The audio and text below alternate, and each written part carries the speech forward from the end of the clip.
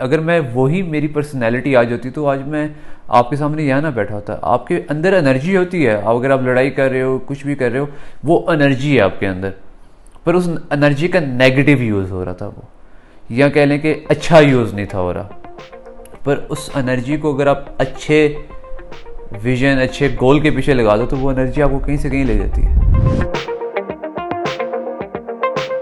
Let's be honest, such filter में अच्छा नहीं लगता। तो चलो बात करते हैं प्रोफेशनल और पर्सनल ज़िंदगी के बारे में in my honest and unfilter sessions.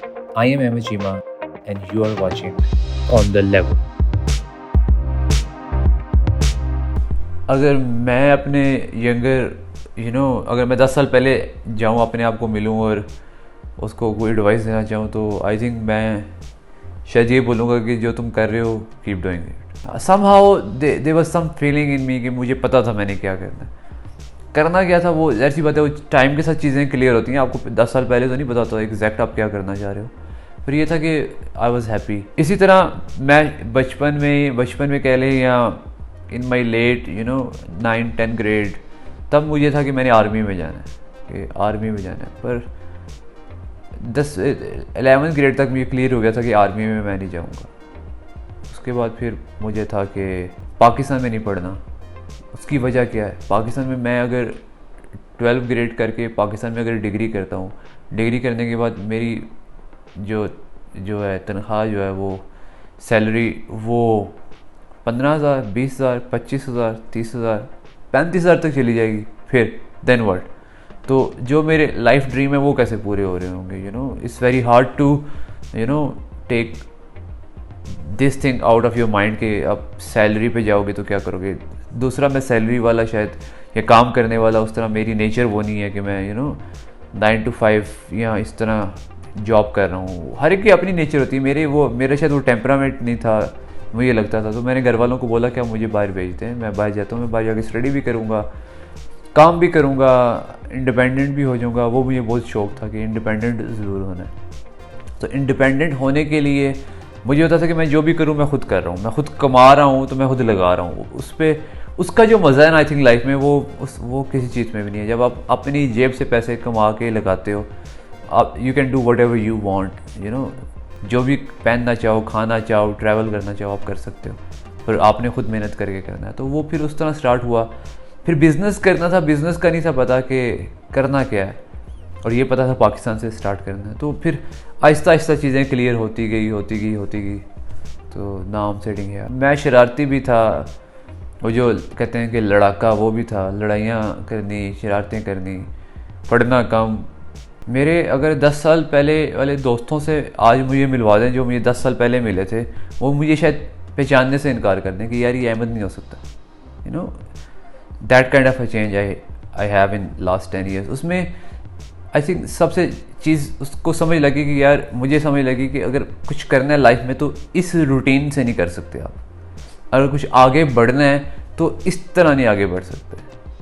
अगर आप अपनी टाइम, एनर्जी इस तरह की फजूल चीज़ों पे वेस्ट करोगे, ठीक है टीनेज में अच्छा है, होना चाहिए, थोड़ा बहुत हल्ला गुला ज़रूरी भी होता है, बट यू शुड अवेयर कि वो चीज़ कितने लेवल तक की थी, कब उसको ख़त्म करना है और आगे बढ़ना है तो क्या चीज़ों पे फोकस करना है और किन चीज़ों से फोकस हटाना है। ये बहुत ज़रूरी था और ये मैं समझ गया। आई एम फॉर्चुनेट कि मैं समझ गया। इसलिए मैं कह रहा था कि अगर मैं 10 साल पहले पीछे जाऊँ तो 10 साल पहले तो मैं ऑस्ट्रेलिया में था, अभी 2010 में मैं ऑस्ट्रेलिया में था। पर वैसे मैं पीछे जाऊँ तो मैं अपने आप को यही बोलूँगा कि यार ठीक है, keep doing whatever you doing, because I am happy, I have no regret in my life के। इसलिए कि मैं शायद वो बच्चा नहीं हूँ जो लोग क्या कहेंगे पे बिलीव करता है। माशरा क्या कहेगा, सोसाइटी क्या कहेगी, कज़न, फ्रेंड, फैमिली क्या कहेंगे। आई ऑलवेज बिलीव कि जो भी मैं डिसीजन करूँ that should be the right decision. I will see the different angles of that decision. It's not like I go into the rush decision. I always ask people, but I always do what I believe is right. Sometimes people get offended as well कि यार तू मशवरा तो तुमने लिया था, पर तुमने काम तो अपना फिर तुमने वही किया जो तुमने करना था। पर ये मैं डिफरेंट एंगल ज़रूर देखता हूँ चीज़ों के, पर उसके बाद जो मुझे दी बेस्ट ऑप्शन लगती है मैं वो चूज़ करता हूँ। आई ऑलवेज बिलीव कि यार आप जो भी कर रहे हो आपको पता होना चाहिए कि आप कर क्यों रहे हो, उसकी वजह क्या है। अगर यंगस्टर को ये नहीं पता कि वो अपना टाइम स्पेंड उस जगह पे कर रहे हैं कि जिस जगह पे उनको फ़ायदा नहीं है या फ़ायदा है, ये पता होना ज़रूरी है। अगर सेल्फ रियलाइजेशन ये नहीं है कि कौन क्या कर रहा है तो आप भी वो करो, सेल्फ रियलाइजेशन क्या है कि अगर मैं जो कर रहा हूँ वो मैं ठीक कर रहा हूँ कि नहीं कर रहा, मैं अपना टाइम ज़्यादा तो नहीं वेस्ट कर रहा। हर बंदा टाइम वेस्ट करता है। पहली बात कि आपको पता होना चाहिए आपने करना क्या है। दूसरा, अगर आपको पता है कि आपने क्या करना है तो आप उसको कंट्रोल करें, वो कंट्रोल करना बड़ा मुश्किल है। तो तीसरी चीज़ ये है कि लाइफ को एंजॉय करें, जो भी लाइफ में करना है करें, पर 10 साल बाद 15 साल बाद जो आपने डिसीजन नहीं लिए जो आपको लेने चाहिए थे, उसके बाद फिर आप जब आप रिग्रेट में जाएंगे वो बड़ा बुरा टाइम होता है कि यार मैं काश वो कर लेता, काश मैंने ये किया होता, काश मैंने वो किया होता। तो वो काश वाला टाइम शायद यंगस्टर के पास आ जाए कि आज अपना फ्यूचर बना लो। आई ऑलवेज बिलीव कि आपका फ्यूचर 40 साल के बाद भी बन सकता है, 50 साल बाद भी। आई थिंक वो KFC वाले जो है उन 60+ थे जब उन्होंने ये काम शुरू किया, पर there is no limit. But अगर मेजॉरिटी देखी जाए तो मेजॉरिटी फॉल करती है ये 20s 30s में, कि ये टाइम इनके पास स्ट्रॉन्ग होता है जिसमें वो ज़्यादा अच्छे तरीके से आपको अपने आप को एक्टिवली प्ले करके कुछ नेक्स्ट फेज़ में जा सकते हैं। अगर मैं ये बोलूँ कि 30 साल से पहले क्या करना चाहिए, तो experiment. I know is very different word, but अगर आप कंफ्यूज हो कि यार मैंने ये करना है या ये करना है, तो यार 1 साल इस पे लगा लो, 6 महीने लगा लो। अगर आपको वाइब अच्छी आ रही है करते रहो। अगर आपको लगता है कि यार it's not the way I wanted, I should try the second option, just go and do it. 20 और 30 साल के दरमियान में आपके पास इतना टाइम है कि यू शुड अंडरस्टैंड कि यार 28, 27, 29, 30 साल तक मैंने अपना जो मेरा पर्सनैलिटी है, जो मेरी पर्सनैलिटी है, उसको वो किस पे सूट कर रही है। वो बिज़नेस करना चाहती है, वो जॉब करना चाहती है, वो want to go to the next level in different ways. तो वो चीज़, उस चीज़ की आपको अंडरस्टैंडिंग हो जानी चाहिए। 2 कश्तियों का सवार नहीं होना चाहिए। अगर आपको लगता है कि आपको फैमिली प्रेशर है, सोसाइटी प्रेशर है, वो ये चीज़ें इसको निकालो। फैमिली प्रेशर, सोसाइटी प्रेशर में आप कहीं भी नहीं जा पाओगे। कई ऐसे बंदे हैं जो आज डॉक्टर हैं पर वो बनना कुछ और चाहते थे, इंटेलिजेंट थे, बनना कुछ और चाहते थे, पर अनफॉर्चुनेटली हमारे पाकिस्तान में जो इंटेलिजेंट है उनको यही लगता है पेरेंट्स को, यहाँ ये डॉक्टर होने चाहिए, नहीं तो वर्स्ट के सिनेरियो इंजीनियर होना चाहिए। इससे नीचे कोई भी नहीं सोचता कि कोई और ऑप्शन भी है।